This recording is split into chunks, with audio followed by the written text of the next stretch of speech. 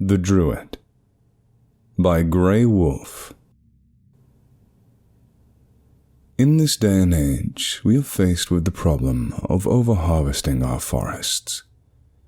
Too few laws are put in place to protect our trees, and the lumber industry cuts down more of them every year. Through the use of questionable ploys and tactics, the lumber industry has given permission to harvest trees in an old-growth location in the Cascades of Oregon. This forest is ancient and has been untouched by man for centuries. There are many Native American stories surrounding the forest, which may be the reason there isn't so much as a path through it. Most stories talk of the forest being a sacred place, where the spirits of nature live, and that man is forbidden to enter this sacred place. Yet, these are just stories and superstitions from a dying culture.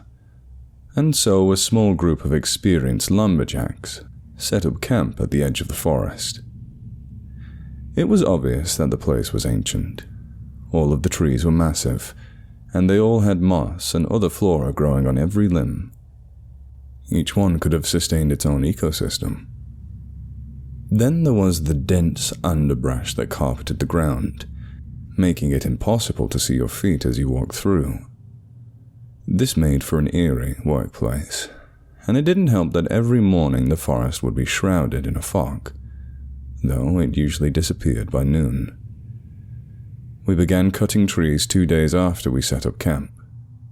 It was a good thing that we began to cut as quickly as we did.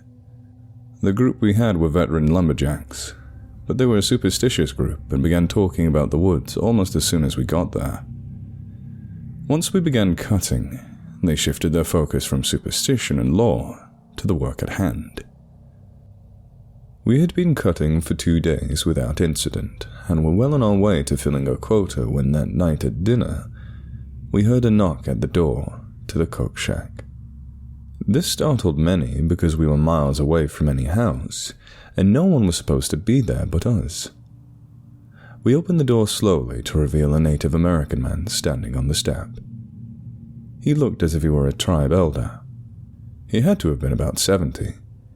He was wearing only leather pants and moccasins, very strange attire for fall weather. His bare skin was a deep brown color, almost the color of tree bark, and due to the cracks all over his body, it seemed fitting. Then there was his hair. It had dreadlocks, which was very unusual considering his nationality. His voice was raspy and deep, like he needed water. He asked us, "What are you doing in this sacred place?" "We were given permission by the federal government to clear cut this forest," I replied. "This forest is not the property of your government. The spirits of the earth demand you leave immediately," he rebuked. I told him, "Our paychecks depend on us cutting these trees, but your lives depend on you leaving this sacred place. You've been warned." He then turned and left without another word, walking straight into the forest. I tried to stop him, but he vanished the moment he entered the forest. We searched for him for a short time, but couldn't find a trace of him. His warnings were disconcerting, but we had work to do. And how much damage could one old man do? The next 2 days were a nightmare. It was almost as if the trees suddenly became iron. Our axes would not cut them anymore. We even had a few axes that broke when they hit the tree, so we brought the chainsaws, which worked for a day, but then even they began to break. I ended up sending 2 guys to the hospital when their chainsaws broke, and the chain links hit them like shrapnel from a grenade. One of them would need complete facial reconstruction, whilst the other had to have his right arm amputated. I didn't know it then, but they were lucky they got out when they did. That night I was trying to figure out how to boost morale and find a way to cut those infuriating trees. Then one of the crew burst into my office saying that the Indian was in the forest watching the camp. I jumped out of my chair and ran out to confront him about being in the woods and spooking my men. When I got out there, I was 30 yards in front of him with the whole camp behind me. "I gave you plenty of time to leave, and now You will face the consequences." "Now wait a minute!" I shouted as he faded back into the forest. 2 of my men went in after him. After about 5 minutes, one came back saying that they couldn't find anyone. We spent the rest of the night looking for the second man who vanished in the forest after going after the old man. None of the teams of 2 I sent into the forest found anything, so I made the decision to take the next day off and let the workers recover from their long and fruitless night.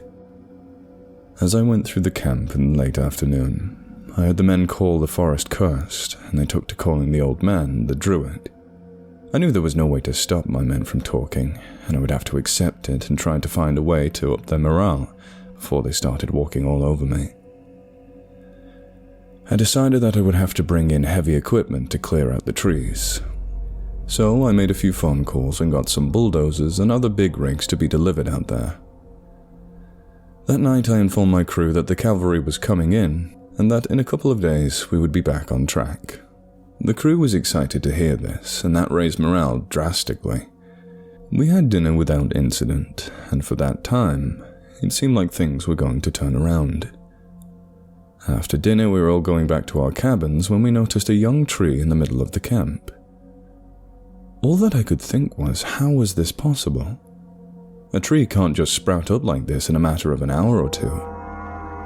As we approached the tree, I started hearing the talk from this afternoon returning, most saying that the Druid had grown this tree in our camp. All the small talk soon came to an end as we gathered around the tree. The small talk turned into prayers as we saw the worker that went missing the night before. The tree had grown around him and through him. His face was frozen in a contorted grimace of unimaginable pain.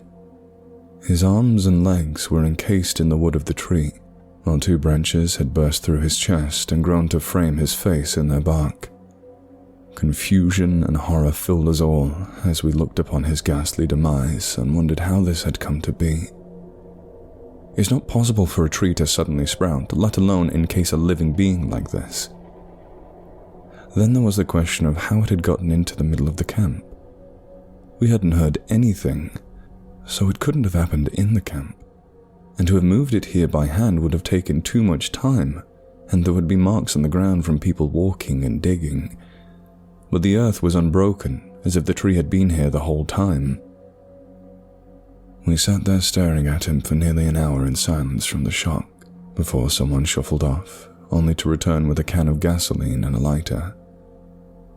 He doused the tree in gasoline and lit it on fire. We all watched it burn in silence for a time. Then many began to pray or sing hymns to a multitude of deities. When the tree was nothing but ash, we finally came out of our stupor.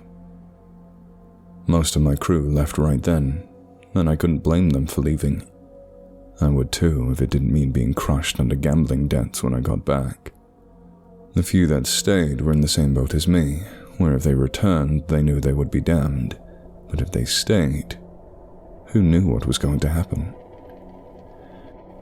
In the small hours of the morning, and with half a bottle of scotch, I decided I was done waiting on the Druid. I was going to take the fight to him. I rallied the remaining workers and armed everyone with axes, gasoline, and lighters and set out into the forest. It was nearly pitch black in the forest, and the morning fog had begun to rise and make it nearly impossible to see farther than a foot in front of you. Disregarding these impairments, we went deeper into the forest. We were all on edge. We couldn't discern anything, and we jumped at every shadow and noise from the creaking wood. After about 20 minutes and my wits somewhat returning, I decided that it would be fruitless to search for the Druid, and that we would have to lure him out. So I gave the order. "Boys, burn it to the ground." Many of them shouted their support as they began splashing the gasoline on everything around them. Soon all of our gas cans were empty, and we had regrouped a short distance from the doused area. Then we all lit our lighters and threw them into the saturated wood. The moment the lighters hit the gas, the forest turned into a ball of fire, and seconds later was a raging inferno spreading rapidly from branch to branch. I don't remember when we all started to run, but we were running as fast as we could through the blazing wood.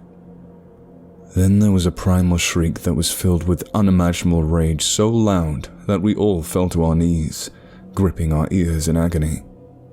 In that same moment, the forest returned to the darkness we had replaced with a blazing bonfire. As we shook off the pain of that shriek, the forest began to take on an ethereal glow, and in the middle of it all was the Druid, who was the image of rage in that moment before he was swallowed up by the forest. The forest came alive around us as we started running for our camp. As we ran, I saw a man grabbed by a vine and lifted into the trees to an unknown fate. The man that was in front of me was swallowed up by the earth as the trees moved their roots, and was crushed when the trees moved their roots back into place. The last of my men was impaled by the branches and carried off into the canopies whilst I continued to run. I didn't know why I had been spared when everything around me seemed to want me dead. Then I stopped running. I had been turned around and was returned to the place that we had tried to burn. In the middle of the scorched earth was the Druid sitting with his back to me. I picked up a stone from the ground, meaning to end this once and for all. I crept up behind and raised the rock above my head. As I brought it down for the killing blow, greenery exploded from the Druid, and the scorched earth was covered in foliage and young trees. In that explosion of greenery, I had dropped my rock and was about to search for it when the Druid spoke. I warned you that this was a sacred place, and that if you didn't leave, you would die. We couldn't have left even if we wanted to. Would the consequences of you leaving been worse than what you have suffered here? At this remark, I kept my silence, unable to come up with an adequate response to someone who knew so little of our lives in society.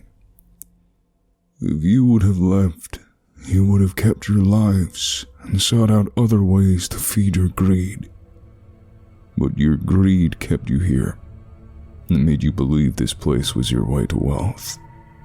And for that, your men have paid dearly. I couldn't speak, and he slowly approached me with a look of contempt and sorrow.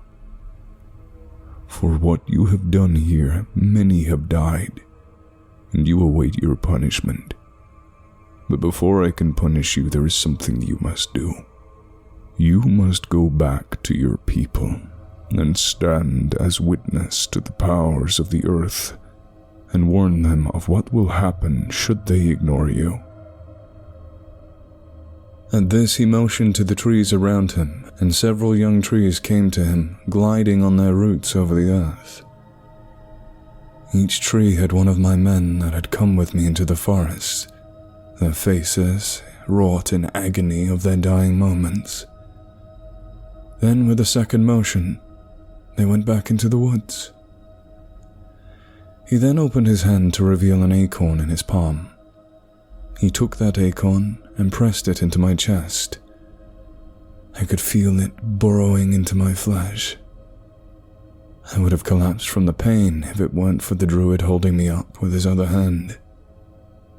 With this seed in you, you will face the same fate as those you led to the slaughter, only after you bear witness to the things you have seen here tonight. Then you will stand as a warning to them like those you just saw. Now, away with you. He shoved me roughly through the woods, stumbling right into the middle of our camp, if you could call it that anymore. The forest had reclaimed everything that wasn't destroyed. That is when I realized what he meant about my men standing as examples.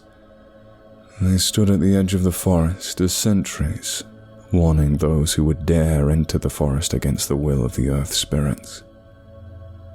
And so, that is how I came to be the last man to leave my camp alive.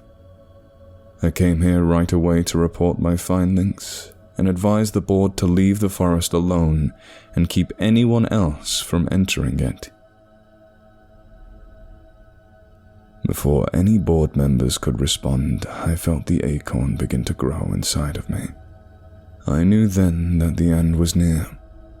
With that, I died in the middle of the boardroom to the sounds of screams and rending flesh as the tree burst through my chest, ending my life with the beginning of a new one.